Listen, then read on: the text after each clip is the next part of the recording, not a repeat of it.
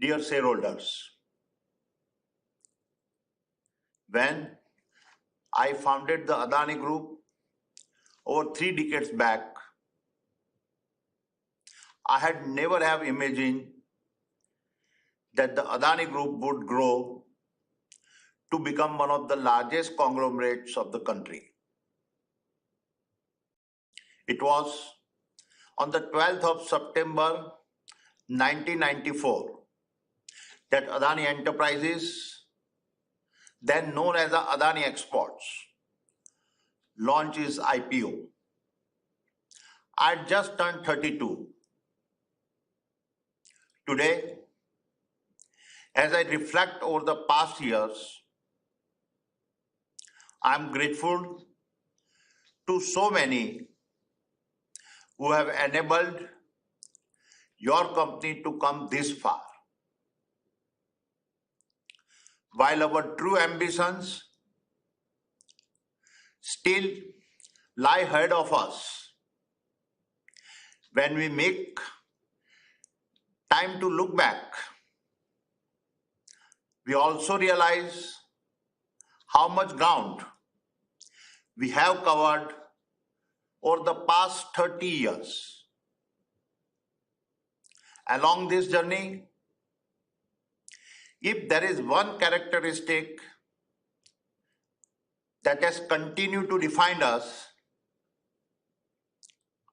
it has been our resilience. The resilience that allow us to get up stronger every time we take a hit. The resilience that drives our belief in the nation we call our Matrubhumi. And the resilience that gives us the passion to follow our dreams. And I will touch upon each of these today. As all of you are aware, on the eve of Republic Day this year, a US-based short seller published a report to short our stocks. Just as we are planning to launch the largest follow-on public offering in India's history. The report was a combination of a targeted misinformation and discredited allegations, the majority of them dating from 2004 to 2015. They were all settled by appropriate authorities at that time. This report was a deliberate and a malicious attempt aimed at damaging our reputations and generating profits through a short-term drive down our stock prices. Subsequently, despite a fully subscribed FPO, we decided to withdraw and return the money to our investors to protect their interest. While we promptly issue a comprehensive rebuttal, various vested interests try to exploit the claims made by the short seller. These entities encouraged and promoted a false narratives across various news and social media platforms. Consequently, the Honorable Supreme Court of India constituted an expert committee to look into this matter. The committee included individuals known for their independence and integrity. The report of the expert committee was made public in May 2023. The expert committee did not find any regulatory failure. The committee's report not only observed that the mitigating measures undertaken by your company helped rebuild confidence, but also cited that there were credible charges of targeted destabilization of the Indian markets. It also confirmed the quality of our group's disclosures and found no instance of any breach. While SEBI is still to submit its report, we remain confident of our governance and disclosure standards. It is my commitment that we will continue to strive to keep improving this every single day.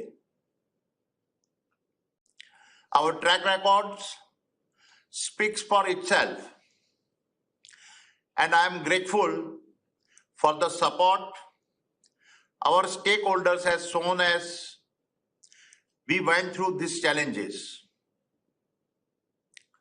It is worth noting that even during this crisis, not only did we raise several billions from international investors, but also that no credit agencies in India or abroad cut any of our ratings.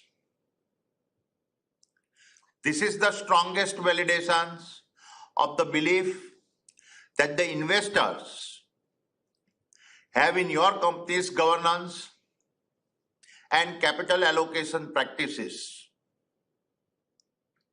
Over the past decade, one statement that I have repeated dozens of times is my belief in the future of the nation we call our Matrubhumi.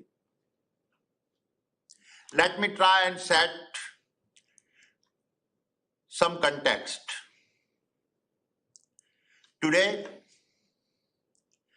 there can be no denying that the world is continuing to be hit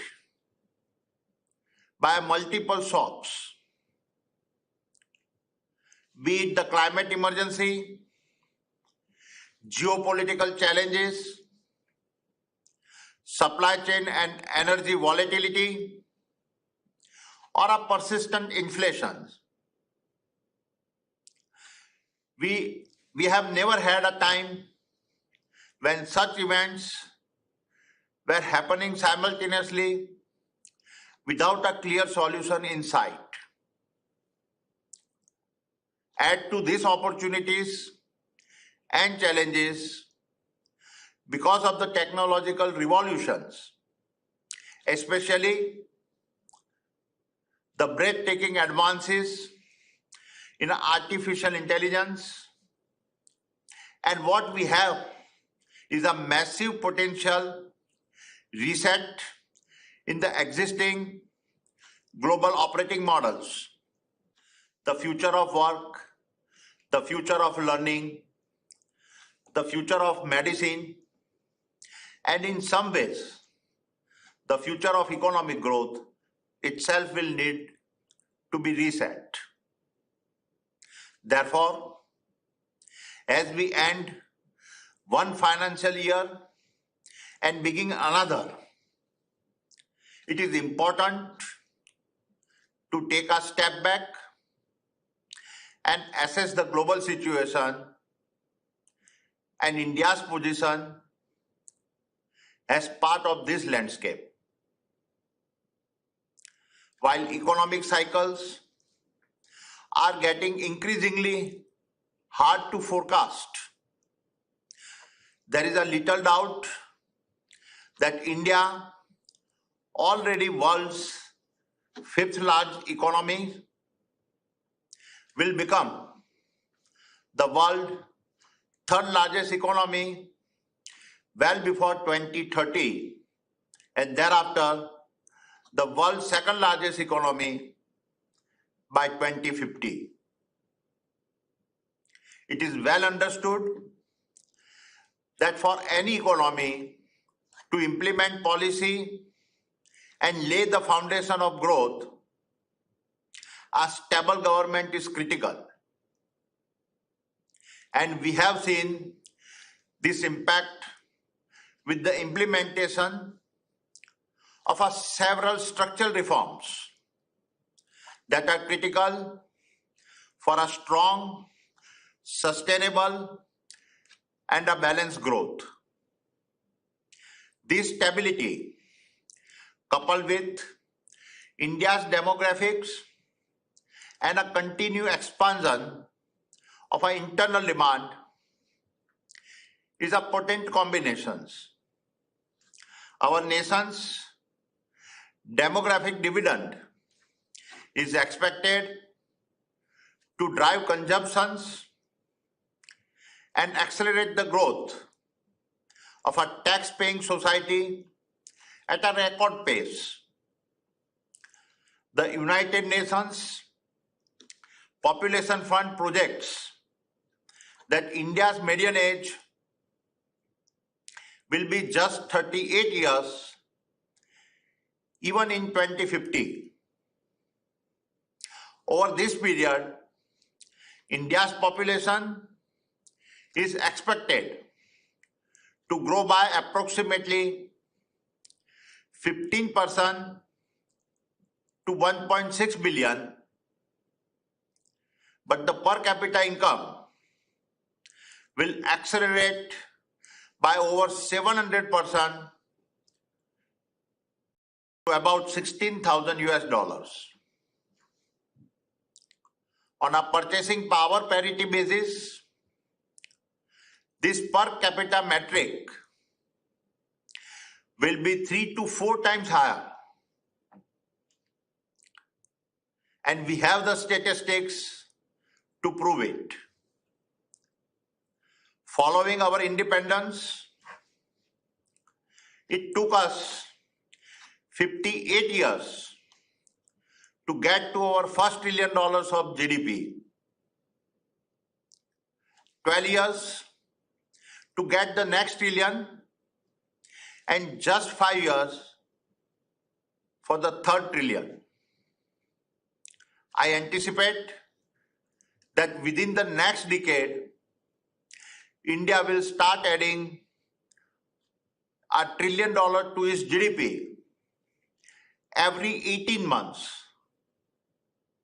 This puts us on track to be a $25 to $30 trillion economy by 2050 and will drive India's stock market capitalization to over $40 trillion,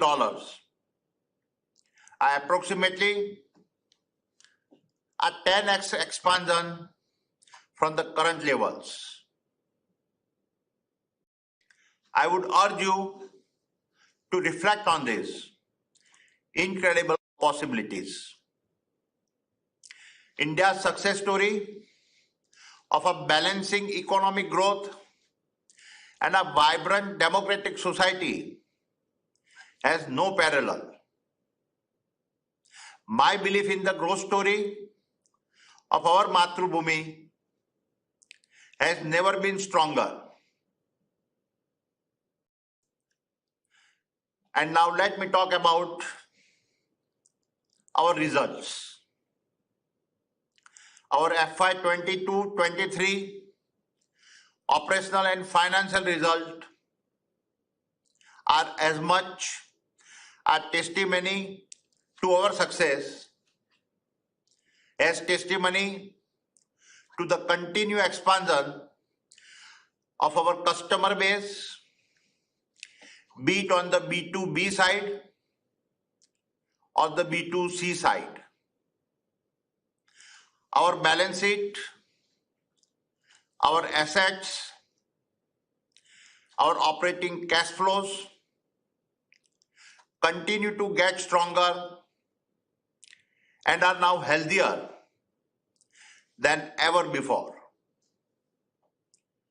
The pace at which we have made the acquisitions and turned them around is unmatched across the national landscape and has fueled a significant part of our expansion. Our national and international partnerships are a proof of our governance standards.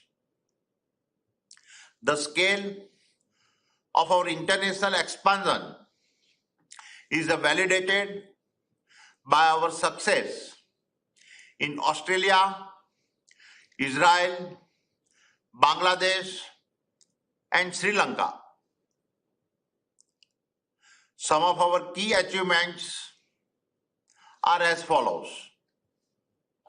The Adani Group of companies set a new financial performance records for FY 22-23. Total EBITDA grew by 36% to rupees 57,219 crores. Total income grew by 85% to rupees 262,499 crores, and total PAT grew by 82% to rupees 23,509 crore. The group's accelerating cash flow further improved our net debt to run rate EBITDA ratio from 3.2x to 2.8x. Our flagship company, Adani Enterprises, continue to successfully demonstrate its incubation capabilities with our new businesses accounting for a massive 50% of its EBITDA in FY 23. Of the several projects underway, two of the key ones include the Navi Mumbai Airport and the copper smelter. Both are on schedule. The Navi Mumbai Airport is preparing for operational readiness and airport transition by the December 2024. The integrated resource management volume increased by 37% to 88 million metric tons versus 64 million metric tons in FY 21-22. NDTV is expanding its international programming and coverage to serve a vast range of audiences across the globe. Our data center joint venture Adani Connects is on course to set up 350 megawatt capacity in the short term and 1 gigawatt capacity in the medium term. This is by far the largest order book in India. The combination with our strength in a green power, this venture will be a game changer as a computation becomes the most precious resources in the world. Speaking of green power, the Adani Group is set to play a critical role in India's net zero journey. Our renewable energy business, Adani Green Energy, commissioned the world's largest hybrid solar wind project of 2.14 gigawatt in Rajasthan. Our operational renewable energy portfolio has grown by 49% to over 8 gigawatt. This is the largest operational renewable portfolio in India. Our focus remains on producing the lowest cost green electron at a scale, and I would like to reaffirm our target of a 45 gigawatt of renewable energy capacity by 2030. And there is more. We are now building the largest hybrid renewables park in the world right in the middle of the desert in Khavda. It will be the most complex and ambitious project that we have ever executed. Spread over more than 72,000 acres, this project will be capable of generating 20 gigawatt of green energy. And we intend to build it faster than any project in our execution history. The ports business continue to be a pillar of strength on all fronts. APSEZ continues to be amongst the most profitable port operators globally, with a port EBITDA margin of 70%, and by 2030, we intend to be not only the most profitable port company in the world, but also India's largest transport utility, capable of handling 1 billion tons of cargo annually. By then, APSEZ will be a carbon neutral and will also have a triple its EBITDA. In the next 12-24 months, APSEZ will commission India's largest transshipment hub in Vizhinjam and also a port in Colombo. And our acquisition of a Haifa port in Israel will allow us to link our ports all the way across the Indian Ocean to the Mediterranean, thereby positioning us to capitalize on both the India growth story and the much larger regional growth story. Coming to Adani Power, we successfully commissioned the 1.6 gigawatt ultra supercritical Goda power plant and are now supplying power to Bangladesh. This marks our entry into transnational power projects. Also in the domestic power sector, APL is adding another 1.6 gigawatt ultra supercritical project in Mahan, Madhya Pradesh. Adani Transmission too is accelerating with the transmission business continue to grow faster than the market.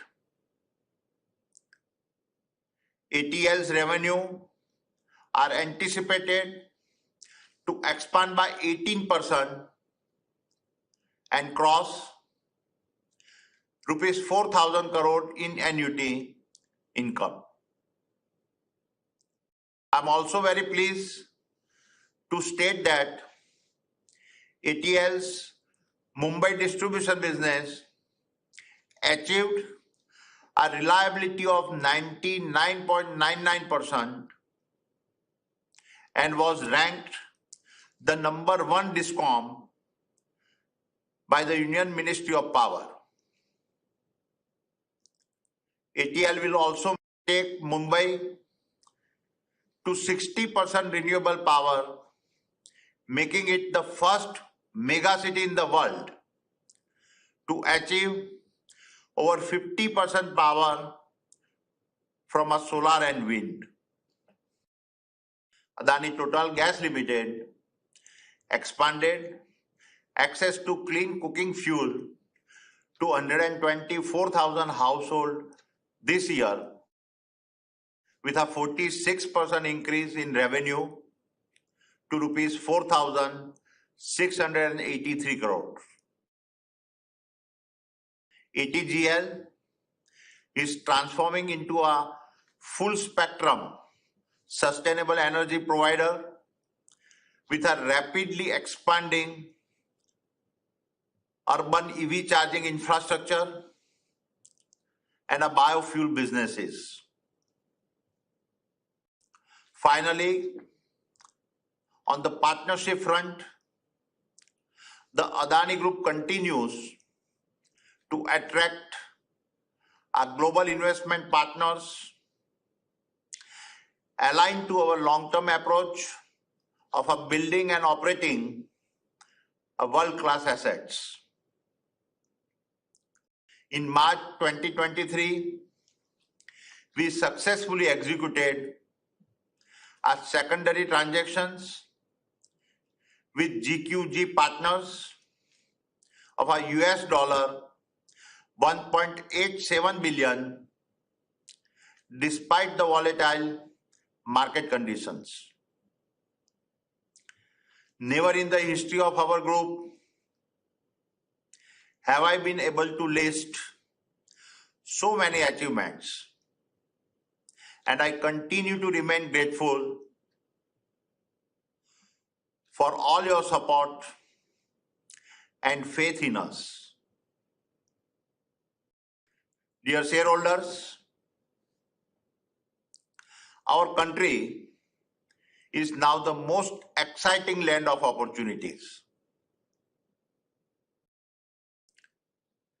We have always expressed our belief in our growth with a goodness philosophy, and our track record speaks for itself. Your group will continue to consolidate what it has built while looking at expanding its horizons. Our customers speak for us. Our investors speak for us. Our shareholders speak for us, and our results speak for us. We could have chosen to settle for average growth numbers, or we could get up every day believing that we are on the cusp of being one of the most impactful conglomerates our nation has built. 44,000 Adanians made the latter choice. Let me again re-emphasize how grateful I am for all your support. It has been the source of my greatest strength. It is my promise that I will do my utmost to uphold the trust you put on me and my team. Thank you. Jai Hind.